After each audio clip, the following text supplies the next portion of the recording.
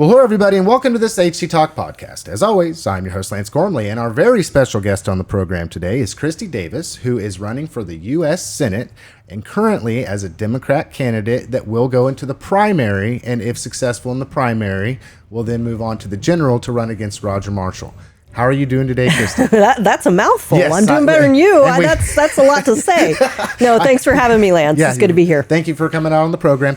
One thing that I express oftentimes on this program is that we like to give people the mic so they can talk about what they want to talk about and express their voice to the greater public. Be careful what you wish for. Yes. Well, hey, and I often tell people too, this is not going to be a hard-hitting political discussion. Yeah. We're not here for political debate. Really what we're here to do is to find out more about Christy. Sure. Where Christy came from, where she went to school, did you go to college, not go to college, what you do now, just whatever you'd like to share about your family, your life, up to this point, Christy. Where are you hail from? Oh, wow. You want the whole bio? I want the bio. I'll tell you what. We are, less than a half a mile from Rainbow Corner, which I'm probably one of the few people left knows what that is. We're not far from where I grew up. Started out on a dairy farm that went under in the 1980s and thought we'd never have to go through that again. Went to elementary school in Valley Center and then high school Sedgwick, so right down the road from here. I consider Harvey County my home county. We moved to Sedgwick, which, population at that time, probably 1,100. So a relatively small town at the time. And, then I have degrees from K-State and Wichita State. So I've stuck around pretty close to home. I'm a fifth generation Kansan. I've worked in every county in the state. My first real job was right here in Harvey County, working for the cities of Newton and North Newton as a historic preservation planner. So I got my start in government here and happy to be back in my home county. Very cool. Okay, because I'm an education guy. Everybody knows I'm an education guy. What subjects did you study when you went to college? Sure. Okay. Well, I have an interesting eclectic mix of interests, but when I went to school, I actually started out with on a math and art scholarship my first year. I studied architecture and architectural engineering, but I knew pretty early on I wanted to do historic preservation and community development type work. And so I wound up with a graduate degree in public history from Wichita State. Cool. So cool. Odd combo of things, but I've used that education. Public history is really intended to, it's not academic history. It's this idea that you use the lessons of the past to inform the future. And that, of course, plays a major role in politics, and especially in times like these. Yeah. Yeah. Well, I got to say that's a very true statement to know that if we don't know, I mean, everybody knows the famous quote, right? If we don't know our history, we're doomed to repeat it again. Yep. And I would concur that there is often times where things take place and I scratch my head and say, well, weren't we here before? Haven't we experienced Didn't we learn this lesson before? Yes. I feel that way with the farm crisis, right? I mean, that was very impactful in my growing up, in my childhood, with farms going under, including ours. And, assuming that we wouldn't be going through that again, but we keep repeating it. Yeah. And I feel that as well because just not to give a lot about myself, I came from Western Kansas. We were talking about that before the program, and Northwestern Kansas specifically. And as times had changed, we probably would have never moved except for the fact that the school systems were consolidated and ours was on the chopping block. And it just became more and more difficult economically to be able to exist in a place where agriculture and it was struggling it's bad. Tough. I mean, there's only 2% of the population of rural America is engaged, actively engaged in production ag, but it has a huge impact on rural communities. And so the more, the more people who are engaged in ag and successful, the healthier the communities. And I live in Chase County right now. Our population peaked in 1920, and that was the peak of the ag economy. We talk about that time, between World War I and World War II. In Kansas, there wasn't a lot of roaring 20s going on. I mean, the Depression hit early because of the farm economy. Yeah. Yeah, that's so. With that, knowing that you then got your start in historic preservation and then moved on through your career in that form or fashion, I'm going to assume, has there been just since your education into application, what's something that you've taken away from?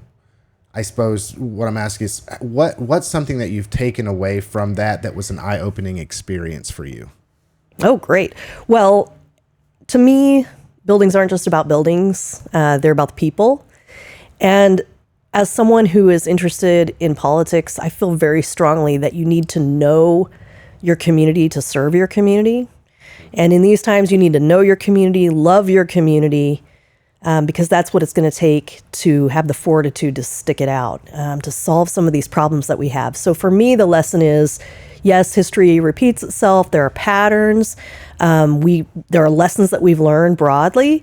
But also for me, it's just knowing these communities to the bone, right? And loving them enough to pour your heart, soul, and passion into them. So that's just a general lesson that I've learned. And also, talk about historic preservation, and that probably sounds a little lofty. Most of the work that I did was in community development, and I often was working in communities that, there's projects were small enough, they're not going to bring in, high dollar contractors. And so a lot of my role in these communities was often going in and listening, finding out what the community needs, and then addressing it.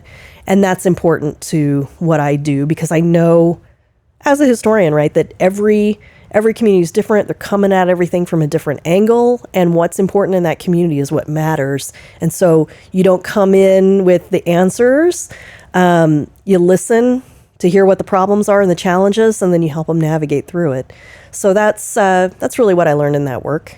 Would you say you're a Kansan first and foremost, or Kansan through and through? I kind of hear your heart and your passion. I'm a diehard Kansan. I'm a fifth generation Kansan. I call myself an unapologetic Kansan. I think there are people out there who think that in order to, succeed in life, you have to leave Kansas. Or in rural communities, that you have to leave your community to be successful. I believe very strongly that our communities matter, that there's value in community, that we have a lot to learn from small towns. And I've never been apologetic about not leaving. For me, Kansas is important enough to fight for, and you got to do it from the inside. I feel strongly about that. Right.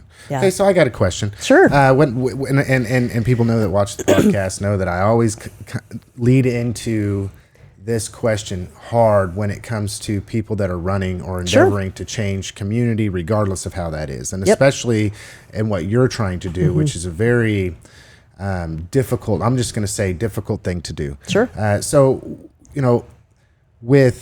I'm always interested in why people. Okay, because it's a very difficult time to be in politics, right? There's a lot of division. There's a lot of lack of communication. There's not much coming from one side to the other to make a difference. I mean, we see the nature of politics is very toxic, right? And then with that, running for election is the tip of the spear, right? Yeah. So just knowing that this is the way that the current state of politics is, why in God's name would you decide to sign up? What makes me crazy enough to run for office? Is that what you're asking? You said it, but yes, that's basically you. I was trying to be articulate. My family asks me that all the time. Like, what are you thinking? Don't you see what's going on? Yes, I mean, it's, every challenge is an opportunity. I firmly believe that Kansans are uniquely equipped to tackle these problems. We historically have been the ones making change. When I've been on the ground in DC in leadership roles, and I look around and I see a lot of Kansans. We're not intimidated. We know that there's no quick fix. There's no magic wand. We love people, and we'll sit down and work with anybody to get the job done. I feel passionately about that, and I have a track record of that, a history of problem solving, sitting down and working with people, identifying what the challenge is and addressing it. And so for me, this is an example of one of those, uphill battles. And as a Kansan, It's the ad astra per aspera. Yeah. We're gonna get it done, and it's not naivete. I have personally been involved in situations that other people said were impossible, and it's easy to get disillusioned and just throw up your hands and walk away, right? But in the end, that's not what we need to do to survive. We have to push through these problems. We have to address them, and we have to tackle them. There's no magic wand, and it's going to take work. But I've seen it work before. After the first Trump administration, I was a White House appointee for USDA Rural Development, and we came in and we had to fix everything that was broken. I mean, we had to go in and do it, and we did it. It didn't take long to dismantle it again, but it doesn't mean it's not worth fighting for. So people who have the energy and the skill set and the stick-to-itiveness, right, to do it, who feel called to service and love their state. You said it. I mean, I'm a patriot through and through. I'm an American patriot, but I'm a Kansas patriot too. Right. And those of us who have that skill set and the support to do it need to do it. Yeah. Okay, so running for election is not easy, and right. I don't want to jump right over that into what will you do if you're elected, but just for the right. Or what you might see as some challenges and things sure. that you would face. Since running for office, what are some of the things, or what is one thing, mm-hmm. you can do either or, one or multiple, that you found to be the most challenging thing about running for office? About running. So that's what's interesting, I think, about politics right now. And part of our challenge is that money plays way too much role, right? Because it's not always the people who raise and spend the most money who will be ready to do the job on day one, right? There are people who can get elected that don't have the skill sets to get on the ground and do the work. And so you're kind of flipping a switch. And when I've worked in communities in the past, I see it. You're working on a project in a community where you're so focused on getting the project done, and then it's like, oh wait, now we have to operate the thing. You're working on a historic theater, and you've spent years and years and years, sometimes decades, getting that done, and then you have to flip a switch, and you have to, you have to make it work. Yeah, to administer. And it is oftentimes two different skill sets. What I love about campaigning is I love people. I love Kansas people. I love communities. I love visiting with people and hearing kind of what's going on in their lives and relating to that. And I think some people might find that a challenge. Someone asked me the other day how many miles I had on my car, and I've gone through 2 cars now. I had 30,000 on the first one before I hit a deer, and that was last fall, and I haven't really been paying attention much, but it's, excuse me, it's one thing for me to, make the sacrifice to run, and those are decisions that we make as a family. Like everybody else, we're struggling, with costs right now. I mean, we're buying gas and groceries, and that's about it. Right. And so it's worth fighting for me. But I also have a team. I mean, it's really important to have a team that's doing communications and campaign management, because you have to build the infrastructure that you need to win.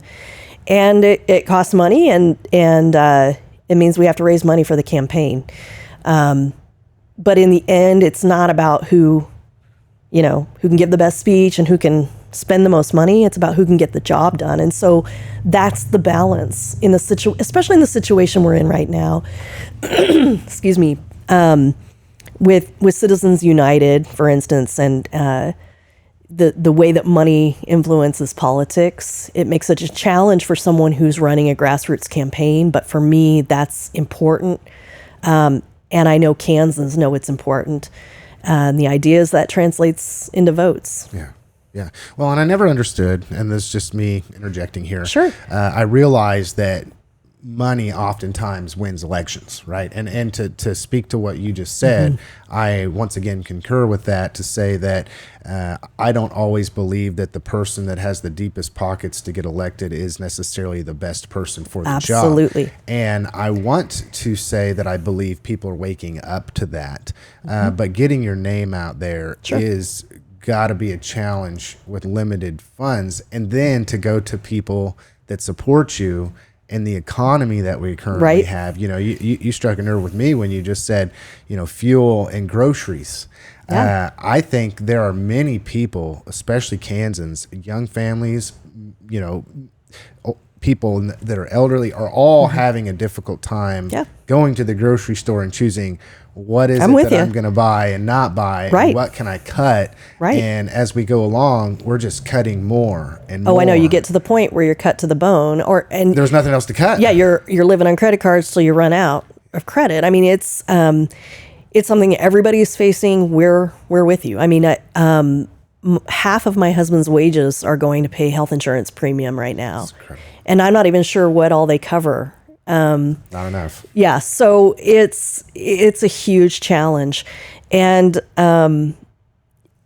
until, you know, it's very important to me that people have the say, and until we get the big money out of politics, it's not going to happen. It can't be pay to play. People need the say. So the challenge is, in the system that we're in now, you know, how do you elect people who can make that change? And what we've done, and you mentioned name recognition, the value that I bring is my experience in every county in Kansas. I mean, I'm coming into this race having literally worked in every county in Kansas, not just photo ops. I mean, name your community. I probably worked on your water system, your sewer system, maybe a child care hospital, nursing home. And that does matter. That does matter to people. I've done that over a long career. And we're really a grassroots campaign. We have contributions from about 70 of the 105 counties in Kansas, which means a lot. And so that's the approach we're taking. We've got a ground game and support in every county, and it's important to us. The other thing is, there's a difference between, so we're in a little different campaign environment than we have been in the past because of the way media works. And we're taking an approach that is not a campaign industrial complex type campaign, right? We're also really focused on the support within Kansas. Because of money in politics, there are a lot of candidates they'll get money outside of Kansas. They'll take PAC money. We have not taken any corporate PAC money. We're really running a grassroots campaign, but it means we have to be very cautious about how we spend the money, so that we're being respectful of the folks who have contributed, most of whom are, you know, struggling financially as well. Right. So, okay, there's currently, obviously, there are more than one Democrat candidate that is running to. Yes, sir. So you'll have to go through a primary. Correct. And then from there, you'll have to go through a general in order to be successful. What is your hope going into this primary with other candidates that are also running for that position as a Democrat candidate? Well, I guess there's my hope, but there's my thought as well. I'm in this because I feel so passionately that we need somebody who understands Kansas and cares about Kansas to represent Kansas. You have to know this place in order to serve this place, and really you have to love this place to do the kind of work that this takes and to take the beating, right, that politics brings. So it is reaching out. We have been at this for about a year. For more than a year, I've either been exploring or running. We've been out in every community. The idea is people need community. They need that face-to-face interaction. They need to be heard and understood, and we've been doing that for a year. And we believe that there's a response to that. That's what the public really wants right now, because ultimately, in the general election, we're running against somebody who has a reputation of not showing up, of not listening, of not being accessible, and not being accountable People want someone who will listen to them and represent them. And there's a huge difference. I mean, we see it with, Roger Marshall in particular, has been a little bit of a rubber stamp for the administration. And people feel like, well, gosh, you're representing that guy and you won't even come to my community. When are you going to listen to us? And when are you going to take, the feedback that you hear from us and make good public policy?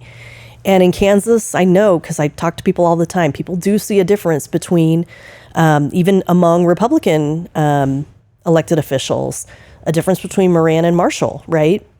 It's accountability and accessibility and really having the ability to listen to folks on the ground, being part of the community, not being tone deaf because you're only spending time with billionaires, right?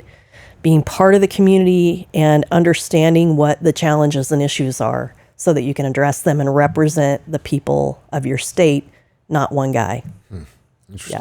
Yeah. Okay, so I've got to ask. Okay, all right, I've got to ask. You had mentioned Roger Marshall. If you were to give Roger Marshall a grade currently, A through F, on his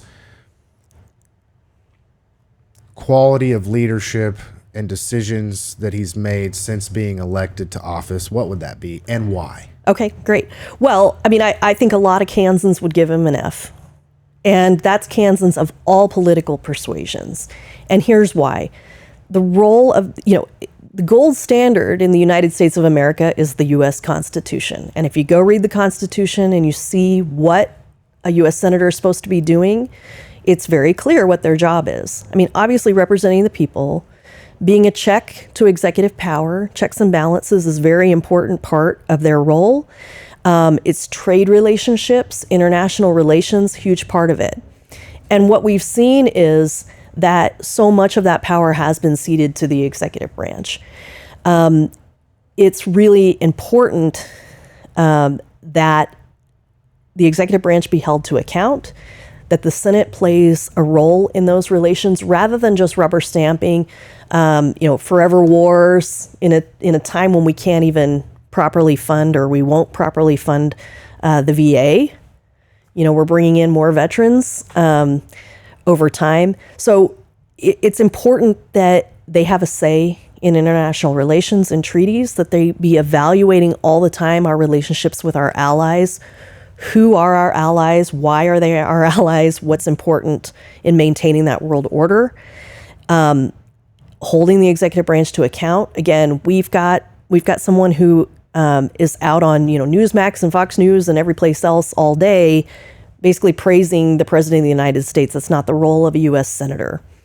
And then certainly any public official is accountable to the public, and that means you can't be afraid to show up in front of the public. I've managed a lot of civil servants over the years, and it would never occur to any of them that they had an option of not showing up. They show up. I've shown up. I've been at public meetings before in the past where, I'm representing a government entity and I've been physically assaulted over it. It's part of the job. The idea is to bring the public along. That's your role. And I think one of the challenges is that when there's so much emphasis on money in politics, it does erode that. But we need to get back to representing the people and providing those checks and balances. And guess what? It's hard work. It's easy just to pass something off to an administration and rubber stamp it. But when you see what it's doing to your friends and neighbors, that should impact you. But you have to show up for your friends and neighbors to even know that. So what do you think is... I had mentioned that politics is polarizing. I don't think if I used it that way but it is. I think it's something that we all know, right? And people oftentimes, and these are my words, not yours, have a difficult time sitting down and just communicating with somebody. And then we want to deduce people down to some identity. We get into identity politics, right? Like, oh, you're a Democrat. Then I think about all the things that I dislike about or these extreme cases and say that's you and brand you as that, right? So how can an individual in your shoes as a Democrat candidate that is running for a seat that, generally speaking, most oftentimes just goes to Republican candidate, eyes closed, pushing the button, right? Except in some hard times, man. Look at history. There's some hard times where when things need cleaning up, they'll hire a Democrat. Right. Yeah. Right. Do you believe in that notion that it's more valuable to communicate with somebody that is not necessarily going to be, and you had mentioned, I think I'm coming to a point where I remember something that happened when Senator Marshall was at a town hall in, I think it was northwestern Kansas. Sure. That's my neck of the woods, right? Yeah. And there were a lot of people that were very unhappy. Yep. And then instead of staying, listening, and getting through that tough time, it didn't go the way that individual thought it would. Once again, my words, not yours, and I hope I'm not monologuing. I've seen the footage. But so, and I went back to Oakley and I listened. But yeah, okay. And so knowing that that's going to be on tap for you as well, how do you navigate that? How do you propose to navigate that? Because you can't tell me that it hasn't even happened now, because it's not just one side or the other. Let me tell you, this is really where experience comes into play. You do not want to hire someone for the U.S. Senate who is learning on the job. Okay, I think that most Kansans who've grown up in rural communities do have an edge. I live in a town of 900. There's a lot of people there who don't agree with me. Guess what? We have to work together and do stuff because there aren't enough of us to be one side versus the other. I do think that there are some very powerful people who, over the span of history have benefited from pitting us against each other. And it's important for everyday people to continue to have a say. And in order to do that, we have to communicate with each other and decide what we all agree on. And we agree on more things than we disagree on.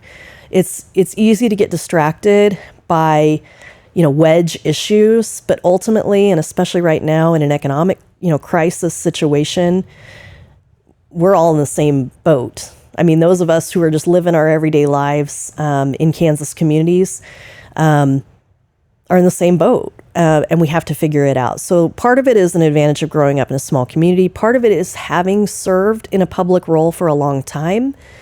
I know I've walked into so many situations where people are upset. Okay, I'm going to put very mildly.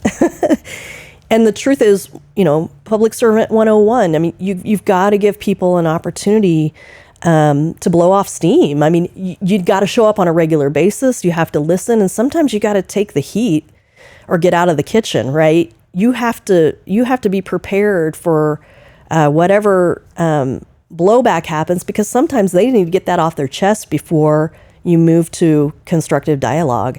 That's just being human, and part of the reason that we've lost that is that, you can live your whole life without ever sitting down at a table and hashing it out with somebody who doesn't agree with you. We are in a situation with social media and other media where we can just be one-sided, right? We can just say what we think, and we don't have echo chambers. Exactly, and we don't have to have the conversation. We have to have those conversations. And the truth is, in the situation that we're in, and this is part of the nature of my campaign, I can't be everywhere. I wish I could be. I love people. I love these communities. If I had a teleporter, I'd be there for everything. But ultimately, it's about people who care about Kansas joining our team and talking to their friends and neighbors. That's really what it comes down to. Because if we're fighting over a bunch of stuff that really doesn't matter, we're not going to be focused on the things that do. Yeah. And we have to work together to do it.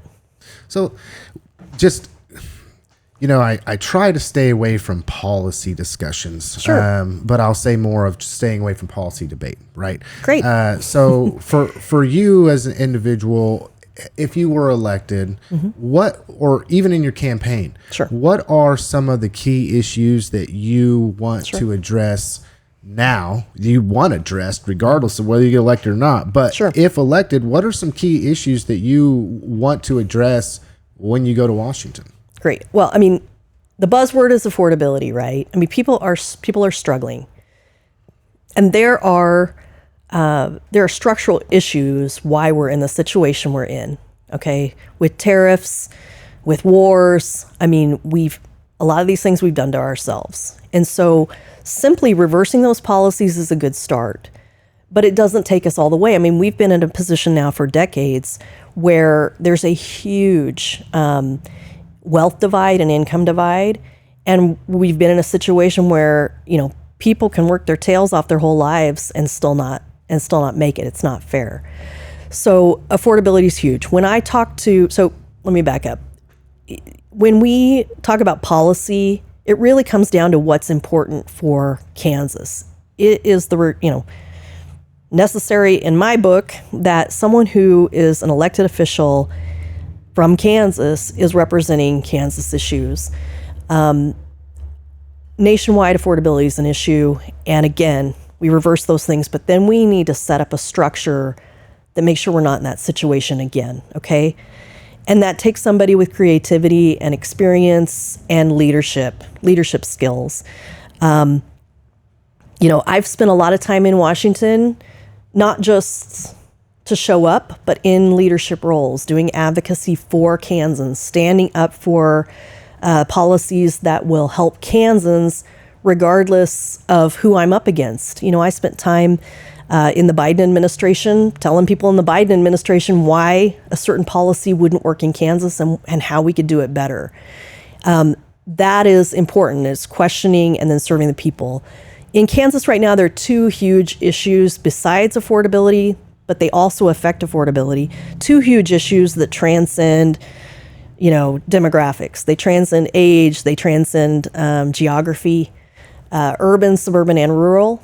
The two biggies, healthcare and education.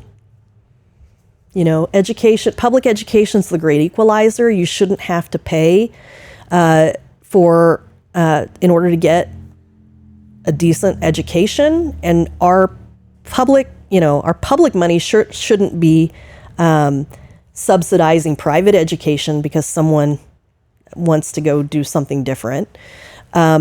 People in Kansas know that as funding erodes for public education, that's their communities on the line.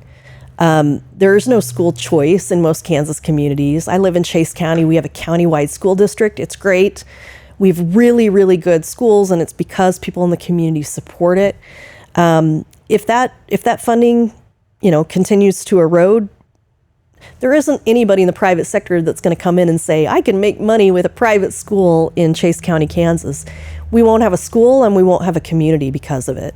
So obviously, education is important, and people understand that should be the great equalizer. It's why it was the foundation of our public education system. The idea that if people are going to self-govern, then they need to have a basic education, and not just the kind of education that allows them to serve as a cog in a corporate wheel somewhere, the kind of education that allows people to be critical thinkers and really support their communities, right?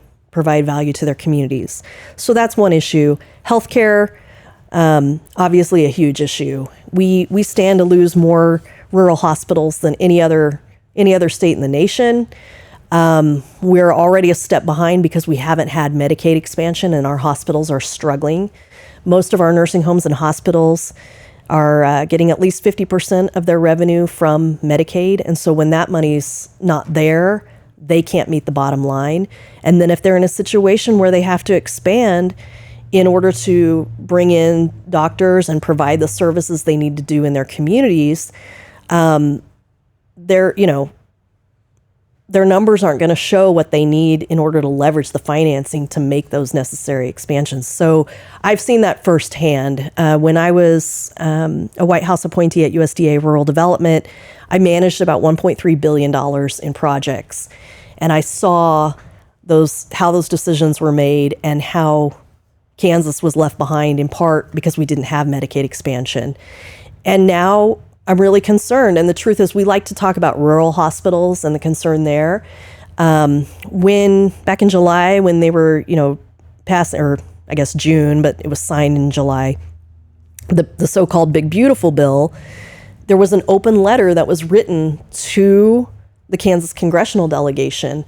and it was signed by 10 or 12 hospitals. And what I found interesting was it said, don't do this, and here's why. Here's what this looks like in Kansas moving forward. So they were warned.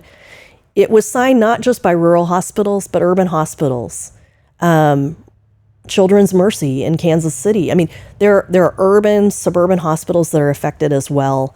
Rural hospitals are important to your survival if you live in a rural community, so you don't have to, drive 2 hours to get care, having a heart attack. I mean, those are huge challenges, but and that's a real thing. Like, I don't mean to interrupt you. You bet it's a real thing. You mentioned two key areas, education and healthcare, and then affordability. Yep.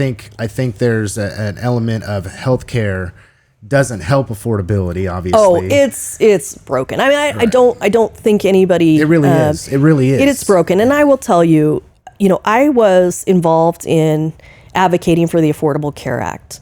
We knew at the time it wasn't perfect. It was an improvement.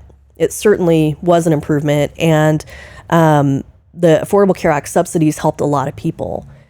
And people are realizing it now that those subsidies have been, now that they've backed off. I've got neighbors whose health insurance premiums went from $2,000 to $4,000 a month.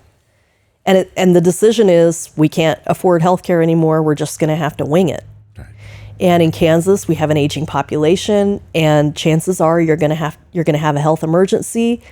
Someone's got to pay for it. So we're back in the position that we were before the Affordable Care Act, where, we as a general public are having to absorb those costs. And it's not sustainable. It's simply not sustainable. And would you say the same thing about education? I believe truly, I'm a fan of education all the way across the board. Yep. Specifically, it's interesting for the reason that you said, which is we want to have people that have a basic level of education, but also with that it's in an effort to get people to have those critical thinking skills, right? Because otherwise, what contribution do you make, right? You don't make one, right? Right. And we're meant to be a self-governing society. So you want the people governing you to know how to do it, and if it's you, you need to understand the basics. Yeah. I think one of the challenges is that you can know all this stuff. You can be the best critical thinker on the planet, but if every ounce of your energy is being spent keeping your head above water and keeping yourself and your family fed, then you can't get to that place. And so we're falling short on that pursuit of life, liberty, and the pursuit of happiness. We're falling short. It's a challenge. I also feel strongly, though, that, that's the basic, it's important we have good citizens. We should also have good trade education, trade opportunities. My grandpa pulled oil wells with a team of horses. That's how he grew up. He continued pulling oil wells until he was in his 70s. Okay, he was an amazing character. He was able to make enough money doing that he got to participate in civic life. Civic engagement wasn't a luxury he couldn't afford. So we need to make sure that everybody is making enough money to and is comfortable enough to have room to participate in society, because that it can all come crashing down. So a trade's huge. Community college, also huge. For those who are pursuing other who have other pursuits, we need to make sure that our colleges are properly funded as well. With the cuts with DOGE and the so-called Big Beautiful Bill, I know K-State alone, they clawed back $50 million in funding. That's a challenge. You can say that's not an issue, but when you look at where that money's going, in the state, it's important places, not just feeding young minds. And that's part of having a successful society, is having people who have the luxury of time to think and time to participate in civic engagement.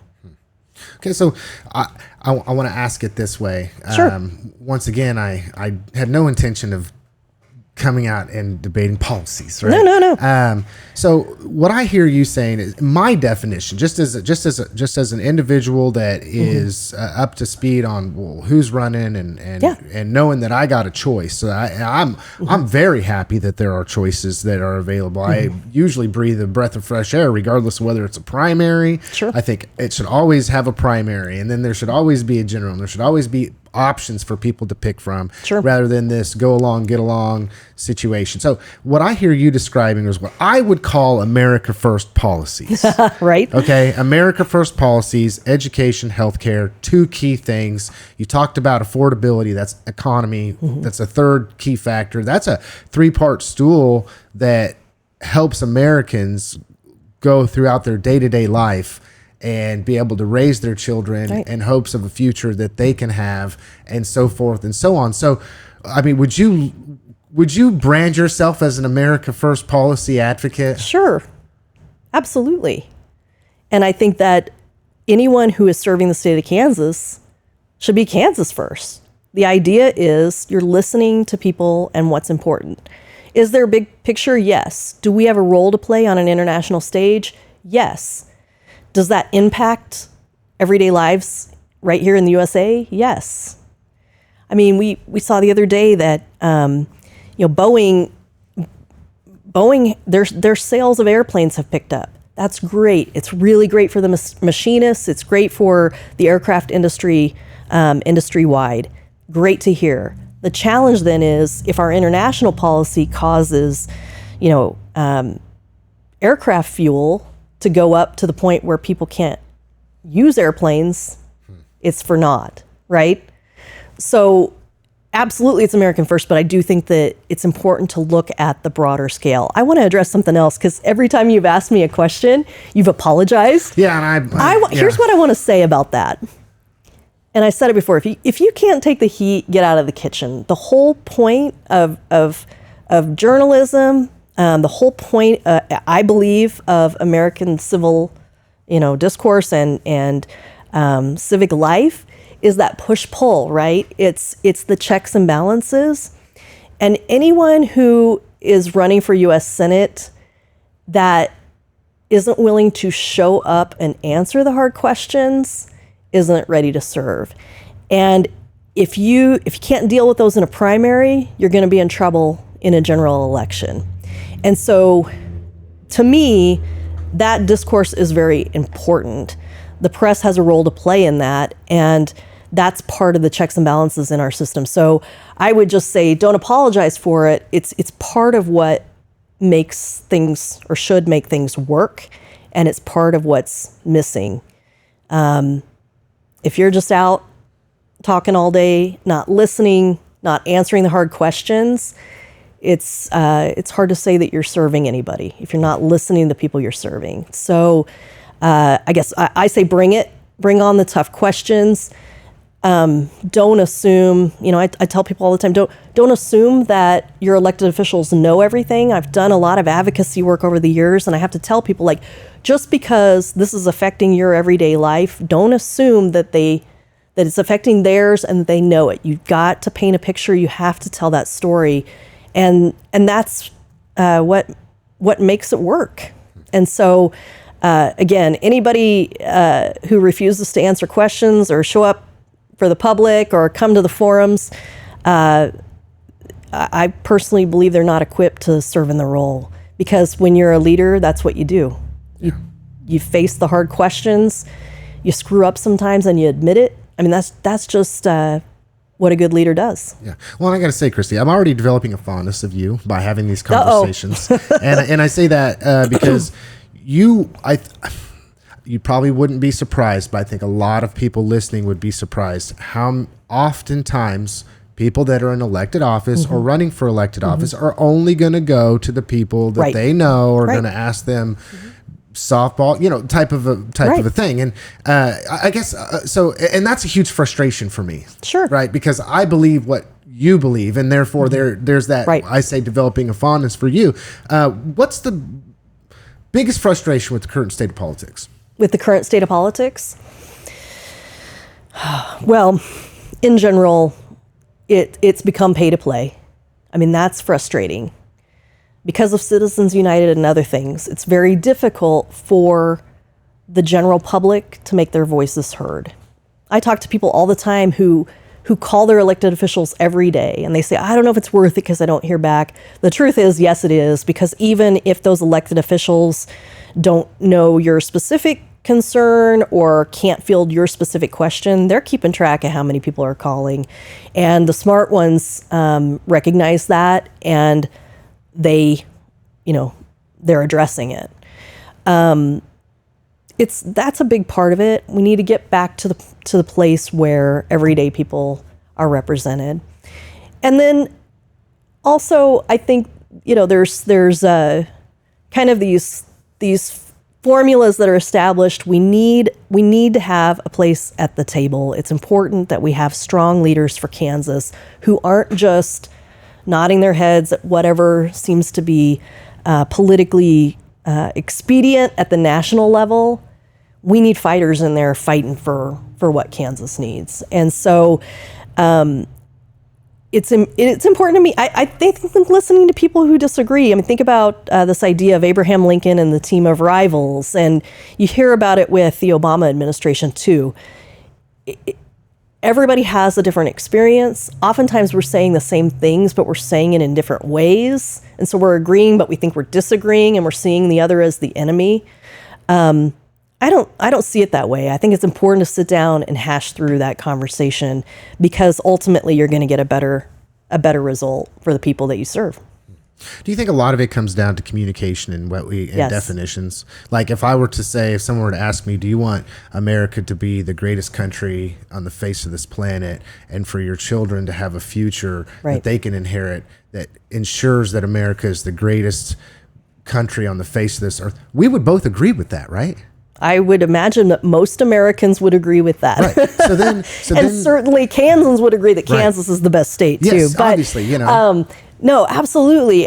It is, and it's different perspectives for looking at that. I do think though that there are people who have lost out for a long time, and they're frustrated, and they want something different at any cost. They don't know what that looks like. And I think there are a lot of those folks who maybe wanted something different and aren't quite happy with the different that they got. Or the difference that they were sold. We'll just say that. That's what I'm saying. Yeah, they thought, yes. Yeah, there's a lot of, I call it political propaganda. And I think there are a lot of people that just slowly are having their eyes open, and especially through technology and digital mediums and ways in which you can consume information. It's not as narrow as what it used to be. It's very broad, right? So with that, I guess, because I can agree with you on the frustration of, oftentimes it appears as though when we are voting for someone, that we're voting for them based upon what they're saying when they're campaigning, and then they go to Washington or they go to the state legislature or whoever state legislature is, and it becomes a different story. For somebody that looks at you with those, tainted lenses, let's say, are you going to be somebody that when elected goes to Washington and changes your tune, or are you going to keep yourself down to earth and at home and understand Kansas? It's very important to Kansans to have a Kansan who understands. People ask me sometimes, what are the first 3 things you're going to do when you show up in Washington? The truth is, we have no idea what we're walking into in January 2027. But what Kansans want is somebody who can communicate, somebody who has experience and common sense and will apply that common sense and their understanding of Kansans to the decisions that they make. If you see a candidate who's fixated on one particular issue, that's fine, but you've got to have broader experience. And if you see, there are candidates all over the country that have lots of money and have the luxury of never really getting out and working with the public, because in these times with social media and other things, you called it propaganda, but you you can create an image of yourself and spread it broadly. The challenge with that is what's the basis for it. It's Kansans want to know that they have somebody who understands their experience, and for the most part, that's not multimillionaires, right, or billionaires. Somebody who has lived their experience and isn't completely tone deaf, that understands that. I will say, I live in the Flint Hills. It's the most beautiful place on the planet. I could just plant a garden and pretend none of this is happening, but I can't because I'm a patriot. But I have worked in leadership roles in DC, but I'm not a swamp creature. I know what it means to come back home. I spend a lot of time listening to Kansans. I did that even when I was in kind of a nationwide role. As a White House appointee, that's important. I got a kid in public school. He's going into high school next year. He'll continue in Chase County. It's a great school. It's a great community. I want that for my kid, but that's what's normal to me, right? And that matters to me. It's not about it's not about power, and it's not about the most important speech. It's really who can get the job done for Kansans. So I'm a fifth generation Kansan. My whole family's here. It is in my heart and soul. It will never leave me. And I think that the folks who have represented us best are the folks who keep that at heart, that aren't apologetic about being a Kansan, who are just all in and love this place enough to want to see something better for their friends and neighbors. Hey, Christy, there's no way that we could cover everything on the podcast that I'd like to talk about, obviously. And we could talk in much more detail and depth as time goes on. I come back.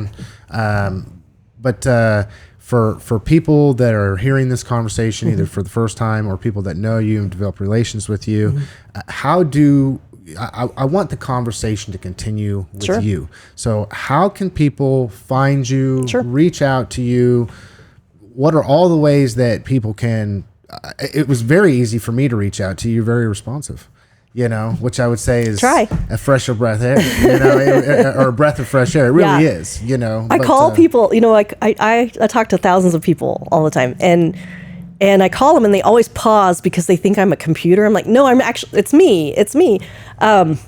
So ChristyDavisforKansas.com is our website. We have a really active community on social media and Facebook, among other things. It's Christy Davis for Kansas. You can find us very easily out there.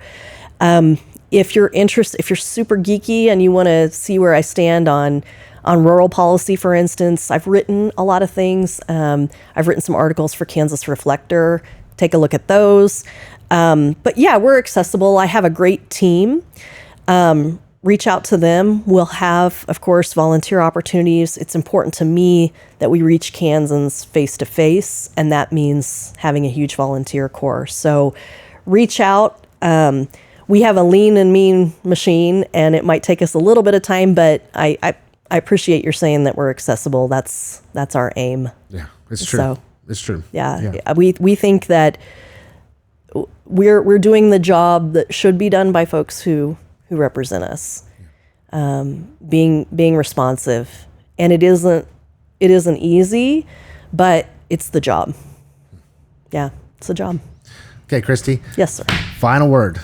Everybody that comes on the program, when we close out, I give them the last word to speak directly to the hearts and the minds of anybody listening. Yeah. What do you got for everybody, Christy? I would say you do have choices in this race. Obviously, we're pushing toward the general.